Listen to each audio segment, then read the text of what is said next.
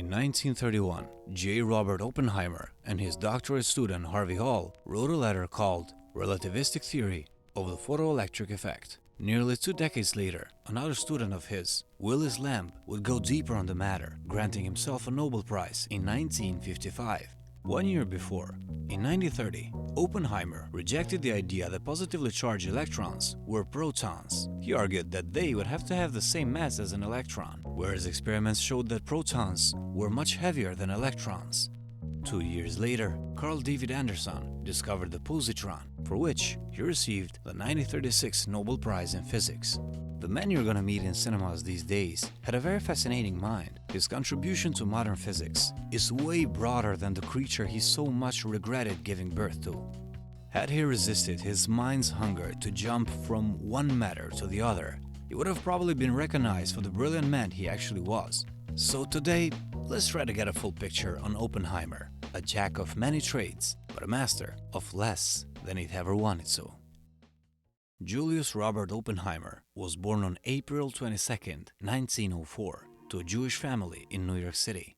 His father, Julius Seligman Oppenheimer, came to the United States from Germany as a teenager in 1888 with few resources, no money, and no English. He was hired by a textile company, and within a decade, he was an executive there, eventually becoming wealthy.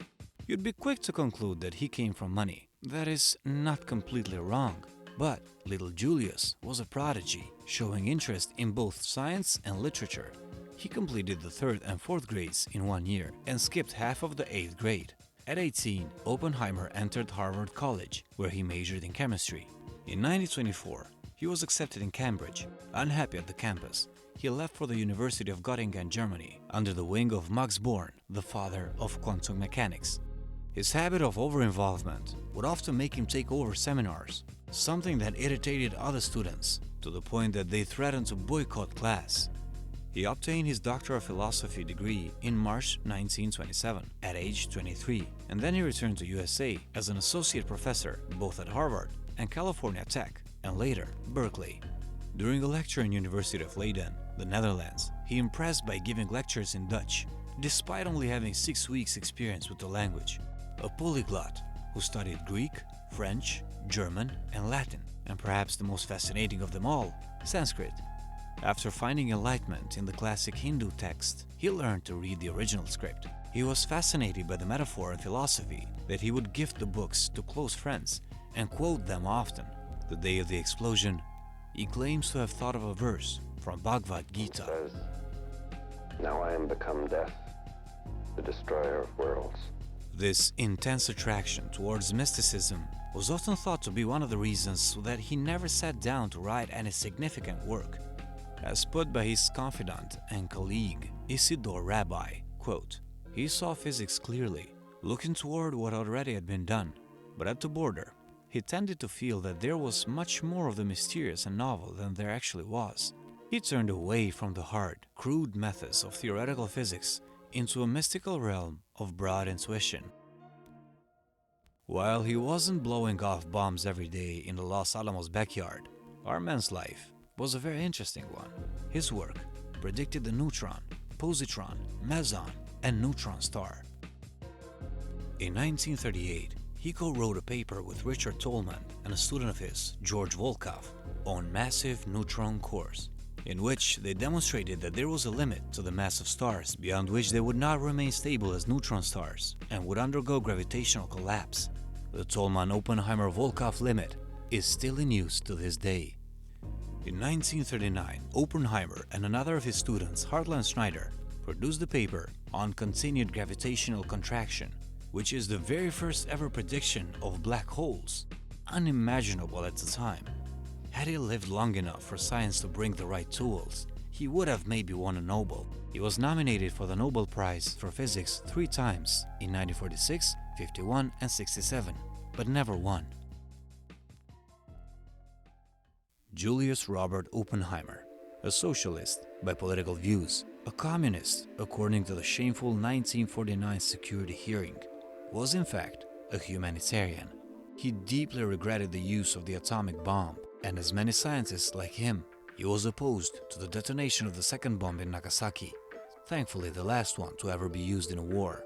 And in his later years, he actively opposed the idea of creating a nuclear fusion hydrogen bomb, one far more stronger than the ones used against Japan. He famously asked for nuclear weapons to be banned from use during a meeting with President Truman, where he said, "I feel blood on my hands." As the Nobelist Murray Gell-Mann put it, he never wrote a long paper or did a long calculation, anything of that kind. He didn't have patience for that. His own work consisted of little apertures, but quite brilliant ones. But he inspired other people to do things, and his influence was fantastic. And I think the last sentence is the most important one. Oppenheimer might not have the same recognition as Einstein or any other of his peers, but inside the circle of science, he is regarded as a true genius. The people he touched were inspired by him, by his charisma, his never-ending curiosity on new things. Many of his students went on to win Nobel Prizes, do great discoveries. It was his ability to be involved in so many things all at the same time that made him the perfect match to supervise the work of thousands of people. His presence in every discussion, in all the levels of the operation, his knowledge in chemistry, metallurgy, ordnance and engineering, his ability to understand fast, to teach fast. He is in fact the father of the atomic bomb, a dreary tool which has controversially maintained peace among big nations, avoiding another world war so far. And now, thanks to Nolan, more people will know of him, and I believe will also resonate with a multitasker in an age when life was running at a much slower pace. It feels like today you have to be an Oppenheimer. You have to master one profession and then hop on to the next one, have a side hustle, learn a new skill, keep up the pace with new technology, new data. I can't be the only millennial who has started over a few times, right? But the history of Julius Robert teaches the fine art of compassion, of never stopping to get where you need be, and the significance of lighting a spark in any soul you are lucky enough to touch. That's it for this video. Once again, thank you so much for watching. I am Yonka, and this is Blank Note. Catch you in the next one. Peace.